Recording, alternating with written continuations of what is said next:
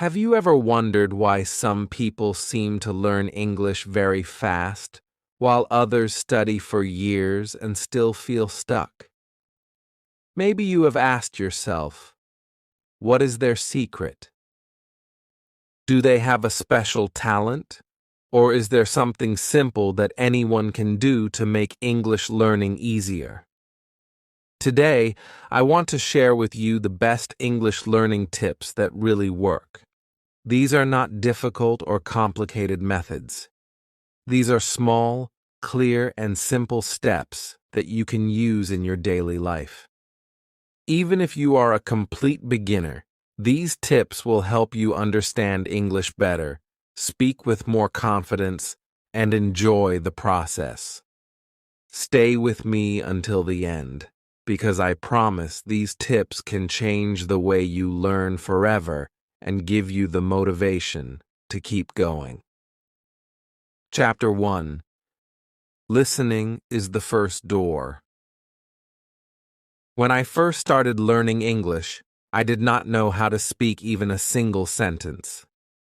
Every time I heard someone speaking English, I felt lost and afraid. The words sounded strange, and I could not understand anything. I thought maybe English was too hard for me, and I almost gave up. But then, something changed. One day, a teacher told me, "If you want to learn English, start by listening." At first, I did not believe it. I thought, how can listening help me if I don't understand? But I decided to try, and that small decision opened the first door to learning English. I began to listen every single day. I listened to English songs on the radio, even though I did not know the meaning of the words. I listened to short English stories online. I listened to simple conversations in English movies. At first, I felt confused. The words came too quickly and I understood almost nothing. But I kept going. I told myself, don't stop. Just keep listening. And slowly, something wonderful started to happen. I began to hear words again and again. The same sounds returned, and I started to recognize them. The words that once felt like noise began to feel familiar, like small friends that came back to visit me each day. Listening is powerful because it trains your ears before your mouth. Think about a baby. A baby listens to their parents for many months before they say their first word. They don't study grammar or read books. They just listen. And then one day, without warning, they begin to speak. Learning English works the same way. When you listen often, your brain becomes used to the rhythm, the sound, and the music of English. You may not understand everything, but your brain is working in the background, connecting the sounds and preparing you to speak. I remember one special moment that changed everything for me. I was listening to a simple story about a boy and his dog.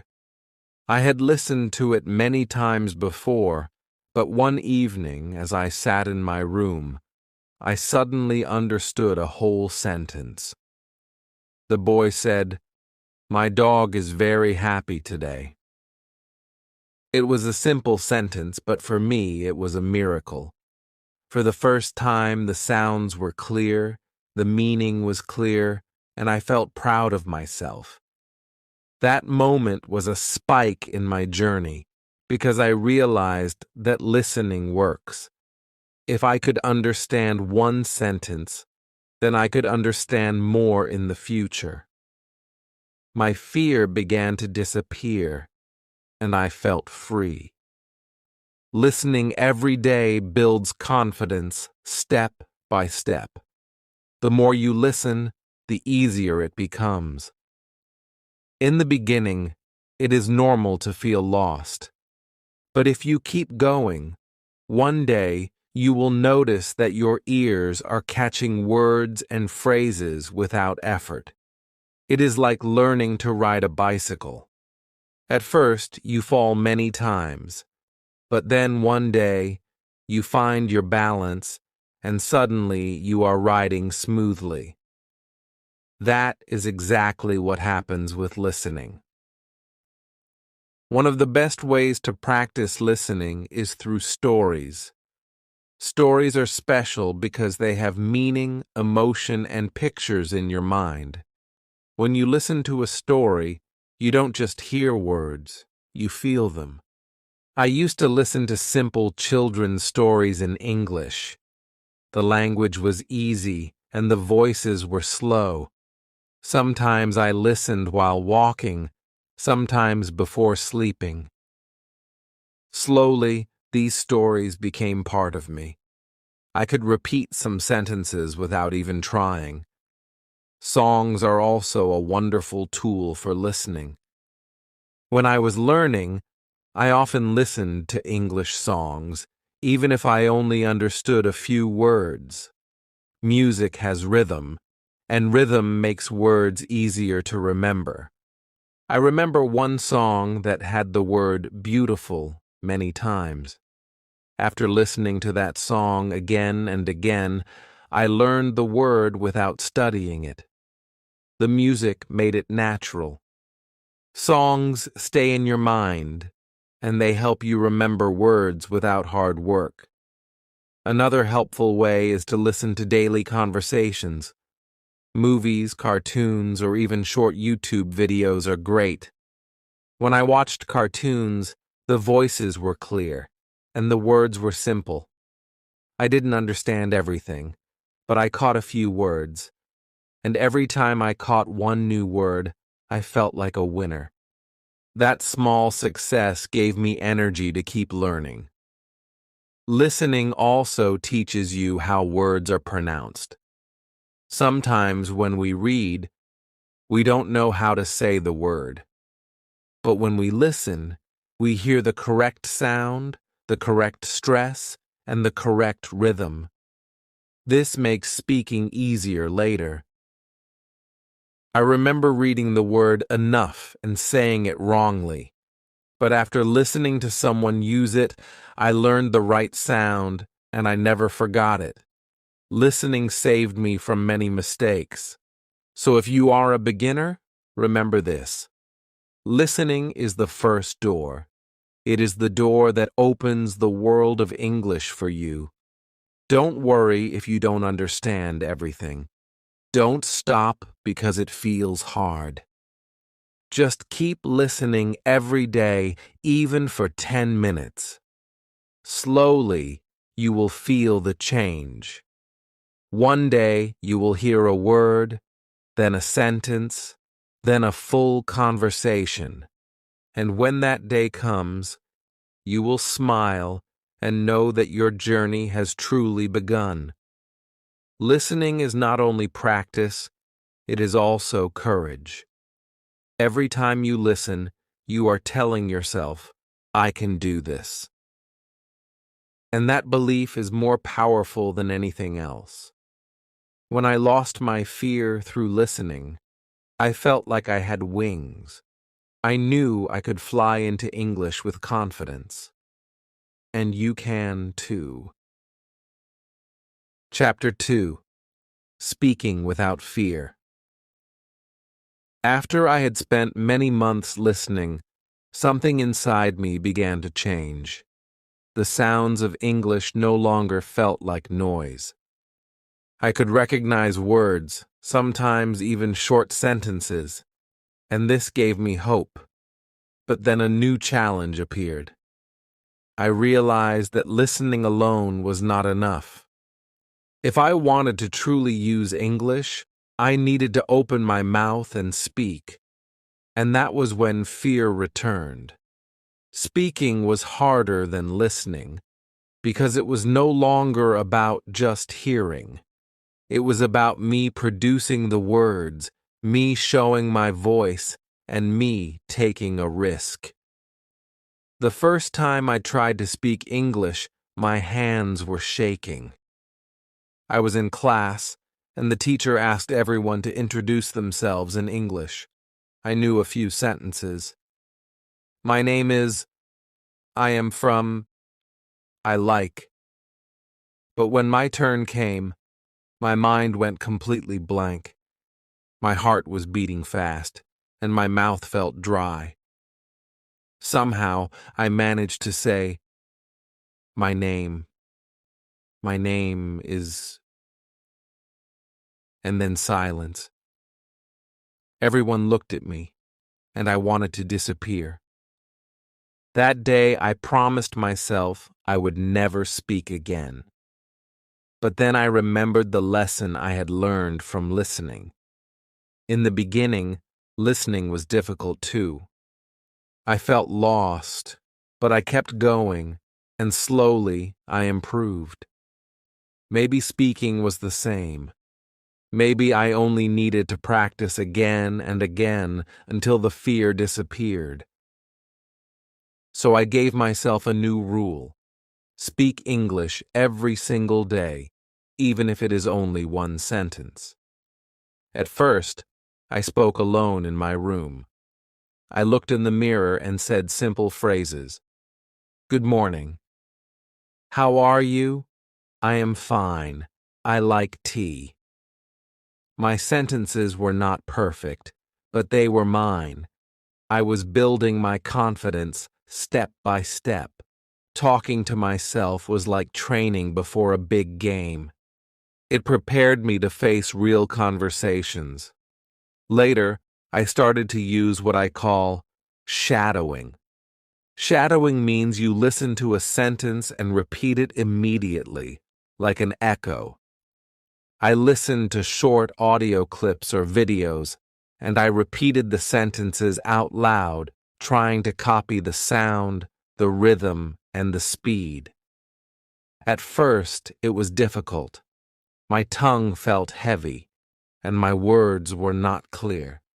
But after many days, my mouth became faster, my voice became stronger, and my fear started to fade away. One of the most powerful spikes in my journey happened when I accidentally spoke English with a stranger. I was at a train station, and a tourist asked me, "Excuse me, do you know where the bus stop is?" For a moment, I froze. My old fear returned. But then, without thinking, I said, "Yes, go straight and turn left." The tourist smiled and said, "Thank you." That small moment felt like magic. I had just helped someone using English. I did not use perfect grammar, but I communicated, and that was enough.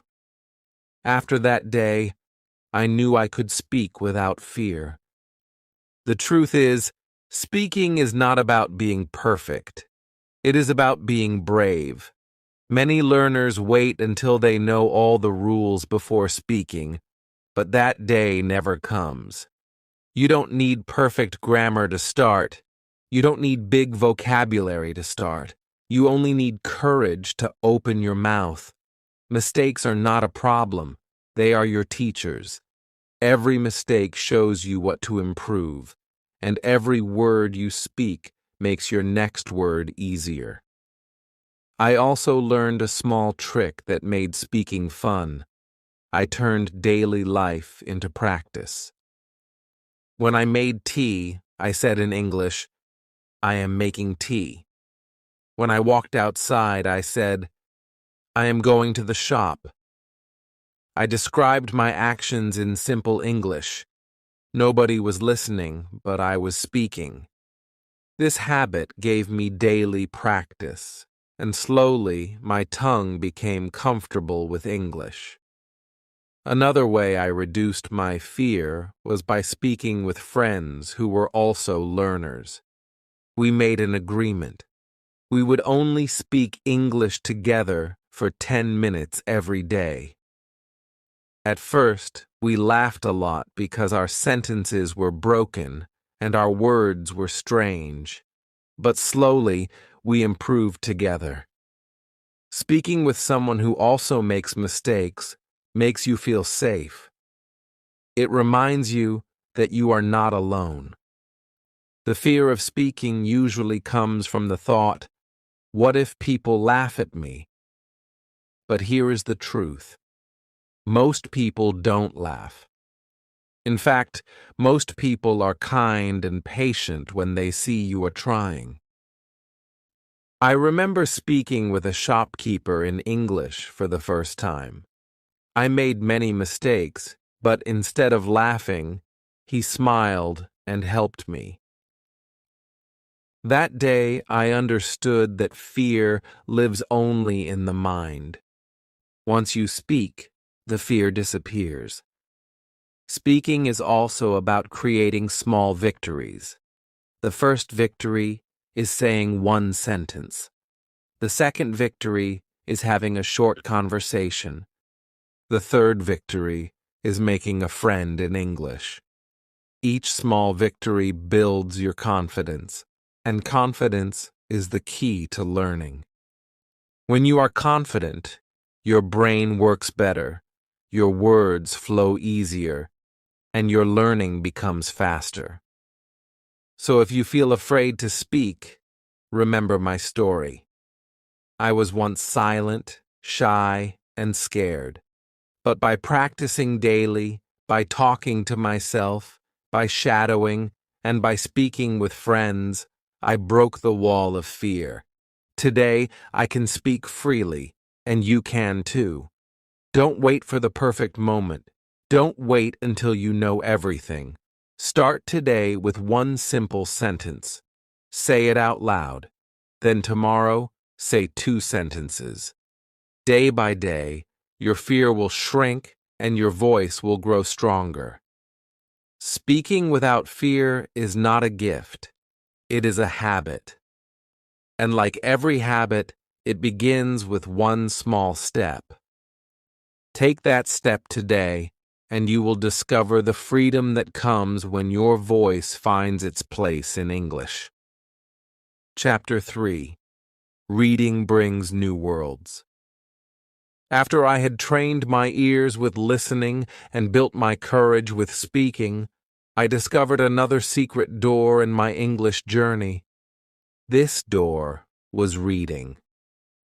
At first, I thought reading was only for advanced learners. I imagined long books, difficult grammar, and big words I could not understand.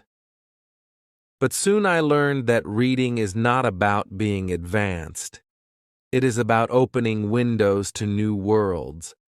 Every page you read takes you somewhere new. Reading is not only about learning English. It is about traveling without moving. I still remember the very first English book I ever read. It was not a big novel.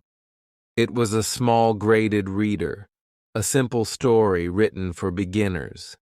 The sentences were short, the words were easy, and there were pictures to help me. At the beginning, I read slowly. Sometimes I had to stop and check the dictionary. But the more I read, the more I understood. And something magical happened. The characters in the book began to feel alive. I wanted to know what happened to them, so I kept reading. Suddenly, reading was no longer just study. It was adventure. That is the power of reading. When you listen, you hear sounds. When you speak, you use your voice.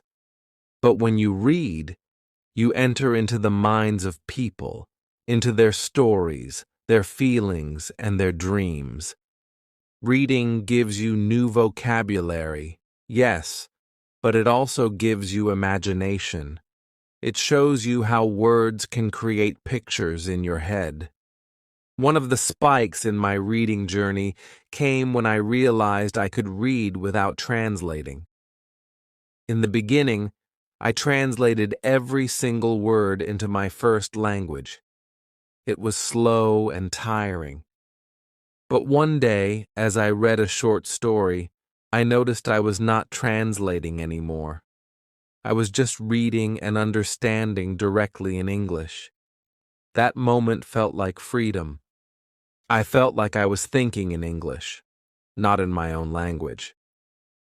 That was when I knew reading had changed my brain.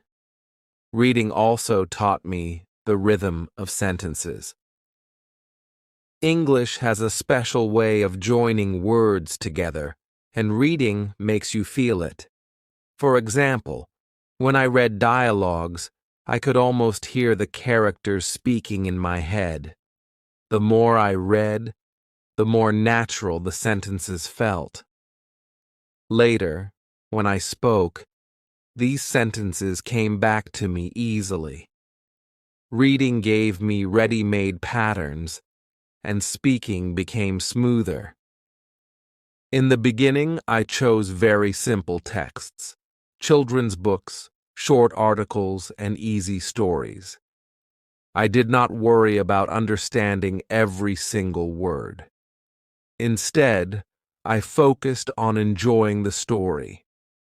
If I did not know a word, I guessed the meaning from the picture or the sentence. Sometimes I wrote new words down and reviewed them later. But I never let one difficult word stop me. I told myself, keep reading. The meaning will come, and it always did. Another beautiful thing about reading is repetition. When you read often, you see the same words again and again. Each time you see a word, it becomes stronger in your memory. I learned many common words like because, before, and after, just by seeing them many times in different stories. I did not need flashcards. The stories themselves were my flashcards. Reading also gave me motivation in a special way. When I listened, I felt like a learner. When I spoke, I felt like a beginner. But when I read, I felt like an explorer. I could enter a new world every evening before bed. Some stories made me laugh, some made me cry, and some made me think deeply about life. These emotions connected me to English on a human level, not just as a language. One evening, I read a story about a boy who was learning a new language. He struggled, he failed, but he never gave up. As I read, I felt like the story was about me. I could feel his fear, his hope, and his joy. That night, I promised myself never to stop learning. Gave me courage because I realized that my journey was part of a bigger human story, the story of people everywhere trying to connect through language. If you want to start reading in English, begin small. Don't choose a big novel on the first day. Choose something simple, something you enjoy. Graded readers are perfect because they are written for learners. You can also read short stories, simple articles online, or even English subtitles of your favorite shows. The most important thing is to enjoy the process. When you enjoy the story, you forget the hard work, and learning happens naturally. Reading also helps with writing. When you read often, you see how sentences are built, how words are used, and how ideas are connected. Later, when you write, you naturally follow the patterns you have seen. This is why many good writers are also great readers. Reading fills your mind with language, and writing lets you share it back with the world. So remember this: reading is not a test. It is not about checking every word in the dictionary. It is about building a relationship with English through stories, ideas, and emotions. When you read, you are not only learning the language, You are building a bridge between yourself and the world. For me, reading was the moment when English stopped being just a subject at school and became a living part of my life. Each page turned into a small step forward. Each story gave me new energy, and with every book, I grew not only in English but also as a person. Reading truly brings new worlds, and those worlds are waiting for you. You don't need to be perfect to open the first page. All you need is curiosity. Open a book, even a small one, and let the journey begin. Chapter 4: Writing for Yourself. After listening, speaking, and reading, I discovered another skill that slowly became my secret strength: writing. Many learners think writing is difficult or boring. They believe it is only for school or exams. But I learned something very different. Writing is not just about rules, spelling, or grammar. Writing is about expressing yourself, capturing your thoughts, and talking to yourself on paper. It is about building a bridge between your mind and the English language. When I first tried to write in English, I felt nervous. My sentences were short and broken. I made many mistakes and my vocabulary was very small. Sometimes I wanted to stop because I thought my writing looked childish. But then I asked myself, why am I writing? Am I writing for teachers to judge me? Or am I writing for myself? The answer was clear. I was writing for me. I wanted to use English as my own tool, my own voice. Once I realized that, I stopped worrying about being perfect. I decided to write freely, just as I spoke freely, even with mistakes. In the beginning, I kept a small notebook. Every night before bed, I wrote 3 simple sentences in English. They were about my day. I am tired today. I went to the market. I saw my friend. These sentences were not long or complicated, but they were real. They described my life, and because of that, they felt important. Slowly, those 3 sentences turned into 5, then 10, and soon I was writing small paragraphs. One of the first spikes in my writing journey came when I reread my old notebook after a few months. At the start, my sentences were short and full of mistakes.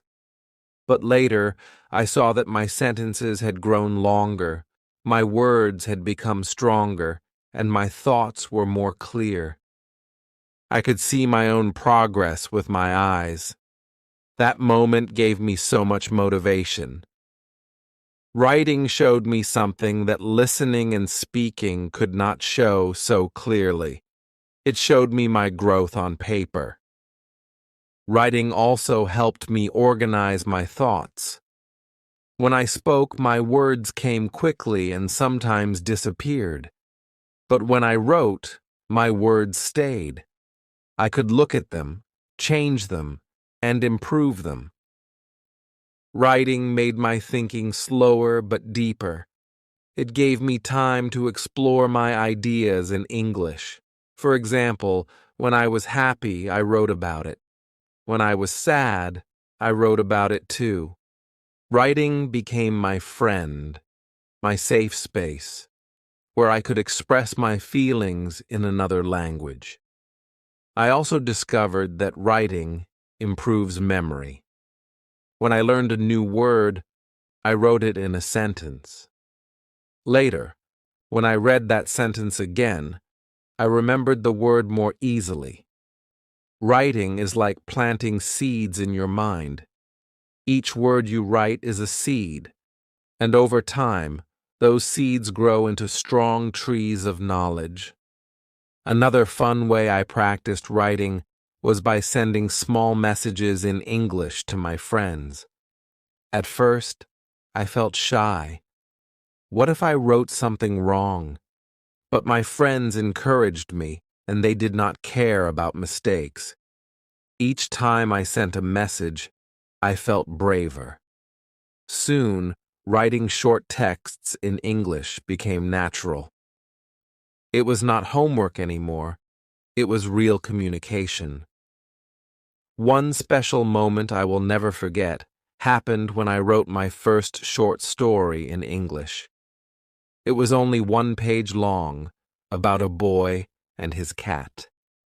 The grammar was not perfect, but the story had a beginning, middle, and end.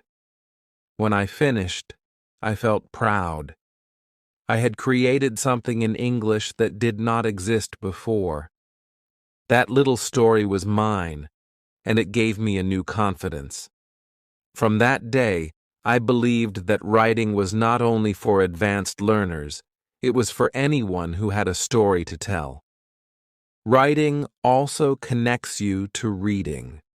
The more you read, the more you naturally write better. Sometimes I copied short sentences from books I liked and used them as models. For example, if I read, "The sun was shining brightly," I tried to write my own sentence, "The moon was shining softly." This exercise made writing easier and helped me learn style. For beginners, the key is to start small. You don't need to write long essays. You can write a diary, a shopping list, a thank you note, or even captions for your photos in English. The size does not matter. The habit matters. Writing every day, even just a few words, builds your muscles slowly. And just like speaking, the more you write, the less afraid you feel. Some learners fear making mistakes in writing because mistakes are visible. But remember this: mistakes are your teachers. When you see a mistake on paper, you can fix it, and next time you will not repeat it. Without writing, mistakes stay hidden. Writing makes them clear, and that is how you grow. Over time, writing became not only practice, but also reflection. When I looked back at my old writings, I could see my journey. I could see my old fears, my small victories, my new words. It was like a mirror showing me how far I had come. Reading my old words gave me strength to keep moving forward. So here is the lesson. Writing is not only for exams or tests. Writing is for you. It is your private teacher, your personal record, and your emotional friend. Write freely, write simply, and write often. Do not wait for the perfect word. Use the words you have today, and tomorrow you will have more. Writing for yourself is like building a small garden. At first, it looks empty, but every day you plant a few seeds. One day you look back, and the garden is full of flowers. That is the beauty of writing in English. It grows with you, and it grows inside you. Chapter 5. Practice every day. By the time I had learned to listen, speak, read, and write, I realized something very important. English is not about talent, it is about practice. Some people believe that learning a language is like magic. You study for a short time, and suddenly you become fluent. But the truth is very different. Language is like a plant. If you water it every day, it grows. If you forget to water it, it slowly dies. That is why daily practice is the real secret to learning English. When I first started, I was not consistent. Some days I listened, some days I spoke, and other days I did nothing. Weeks passed, and my English stayed the same. I felt frustrated and asked myself, why am I not improving? The answer came when I remembered how children learn. A child does not learn a new language once a week. They hear and use it every single day. That was when I understood. Small daily practice is more powerful than long study once in a while. So I decided to make English part of my daily life. I created a simple plan. Listen for 10 minutes, speak for 5 minutes, read a few pages, and write a short paragraph every single day. At first, it felt like a lot, but soon it became natural, like brushing my teeth or eating breakfast. And slowly, my English began to grow stronger.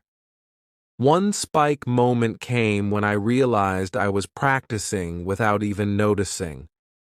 For example, I listened to English songs while cleaning my room. I spoke to myself in English while cooking. I read short articles during bus rides. I wrote notes to myself before sleeping. These small moments added up. It was not about one big effort. It was about many small steps, repeated daily. The magic of daily practice is not speed, but habit. When you practice every day, English becomes part of your routine. Your brain begins to expect it, just like it expects food or sleep. If you skip a day, you feel something is missing. That is when you know English is no longer just study, it is part of your life. In the beginning, you may think, but I don't have time. The truth is, you do not need hours. Even 10 or 15 minutes is enough if you do it daily. The key is consistency. Imagine two learners. One studies English for 5 hours on Sunday only. The other studies for 15 minutes every day. After 1 month, who is better? The second learner. Why? Because their brain sees English daily, remembers it daily, and keeps it alive. I also discovered that daily practice keeps fear away. When I practiced speaking only once a week, I felt nervous every time. But when I spoke every day, even for a few minutes, my fear disappeared. My mouth got used to English, and my confidence grew. Practice creates comfort, and comfort kills fear. Another lesson I learned was to mix practice with fun. If practice feels like punishment, you will not continue. So I chose things I enjoyed. I listened to funny podcasts, read stories I liked, and watched movies with subtitles. I wrote about my hobbies, my dreams, and even my favorite food.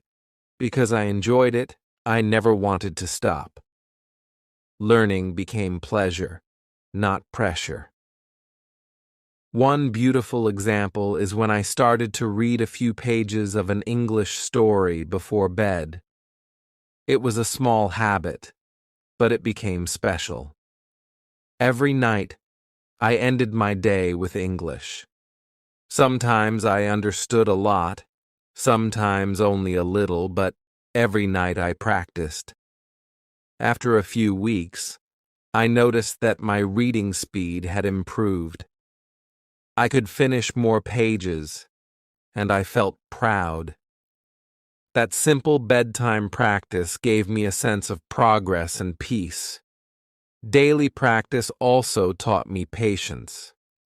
Sometimes I wanted fast results, but English does not work that way. Some days I felt no improvement, but when I looked back after a few months, I could see how far I had come. Daily practice is like climbing a mountain.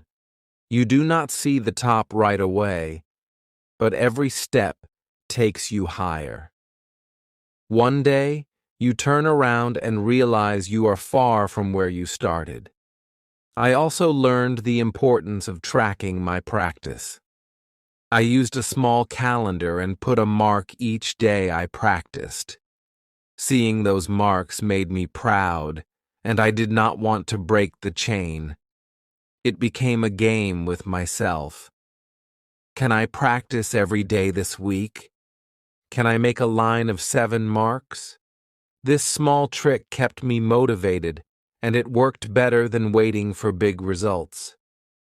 The truth is, daily practice changes not only your English, but also your mind. It teaches discipline, patience, and focus. It shows you that success is not about luck, it is about what you do every day. English becomes not a dream for the future, but a habit in the present. So, if you want to grow in English, do not wait for tomorrow. Start today. Practice a little, but do it daily. Listen to one song, speak one sentence, read one page, write one line. Do not worry about mistakes. Do not worry about speed. Just keep going. Daily practice is like building a house. Each day you add one small brick. At first it looks like nothing, but one day you stand back and see a beautiful home built by your own hands. That home is your English, strong and ready to support your dreams. Chapter 6. Confidence for Life. After learning to listen, speak, read, write, and practice every day, I discovered the most important lesson of all: confidence. Confidence is not just about English, it is about life. Without confidence, you can know many words, but never use them. Without confidence, you can have many books, but never open your mouth. Confidence is the bridge between learning and living. And once you build this bridge, English becomes part of who you are, not just something you study. I still remember the first time I felt real confidence in English. It was not in a classroom. It was not during an exam. It was in a small cafe where a tourist asked me for directions. Normally, I would panic, but that day I smiled and answered calmly. I said, "Go straight, then turn right." The museum is near the park. The tourist understood me and thanked me. I felt proud. I realized that confidence is not about perfect grammar. It is about using the English you have right now to connect with people. Confidence grows slowly, like a tree. At first, it is a small seed. You plant it by trying, by speaking one sentence, by writing one paragraph, by reading one page. Each time you try, the seed grows. Each small success adds water and sunlight. Soon, your tree becomes strong, and it protects you from fear. One of the biggest spikes in my journey came when I stopped comparing myself to others. Before, I always thought, "He speaks better than me. She knows more words than me." These thoughts killed my confidence. But then I realized, my journey is my own. I do not need to be better than anyone else. I only need to be better than I was yesterday. Once I understood this, my confidence grew faster. I focused on my own progress, not on competition. Confidence also came when I accepted mistakes as part of the process. Before, every time I made a mistake, I felt embarrassed. But one day, while speaking to a friend, I used the wrong tense. Instead of laughing, My friend smiled and understood me anyway. That was when I realized communication is more important than perfection. People care about your message, not your mistakes. This thought gave me freedom. From then on, I spoke with courage, even if my grammar was not perfect. Another way I built confidence was through preparation. When I knew I had to speak English, I practiced small phrases before. For example, before going to a shop, I practiced, "Can I have? How much is this? Thank you very much." Because I prepared, I felt ready. And when the conversation happened, I spoke with ease. Preparation is like armor. It protects you from fear. Confidence also comes from experience. The more you use English, the more natural it feels.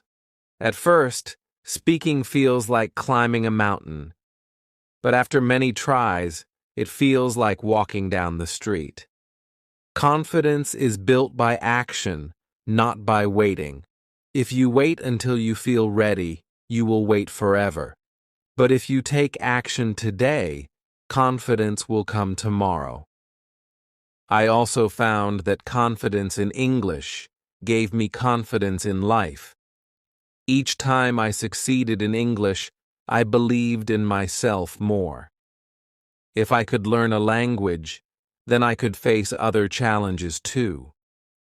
English taught me patience, courage, and persistence, qualities that helped me in school, in work, and in relationships. Learning English was not only about language, it was about building a stronger version of myself. One of my favorite habits to keep my confidence alive is celebrating small wins. Every time I understand a new word, every time I finish a page, every time I say a sentence without fear, I celebrate. I smile, I write it down, I give myself credit. These small celebrations add up and keep me motivated. Confidence is not built in one big victory. It is built in many small victories, repeated every day. And here is another truth. Confidence is contagious. When you are confident, people feel comfortable speaking with you. They enjoy the conversation, and they encourage you more. Confidence creates a circle. Your confidence brings positive energy, and that energy gives you even more confidence. So, what is the secret to confidence for life? It is not about being perfect. It is not about knowing everything. It is about trying again and again without fear of mistakes. It is about believing in your journey, celebrating your progress, and trusting that you are growing each day. Confidence is not something you wait for. It is something you practice. When I look back, I see that confidence was the key that unlocked everything. Listening gave me input. Speaking gave me courage. Reading gave me worlds. Writing gave me reflection. Daily practice gave me strength, but confidence gave me freedom. With confidence, English became not just a subject, but a living tool, a bridge to new people, new places, and new dreams. So let this be your reminder. You already have everything you need to be confident. Your words may be small now, but they are enough. Your sentences may be simple now, but they are powerful. Each time you use them, you are building a future where English is part of your life. Confidence is not only about English, it is about who you become through English.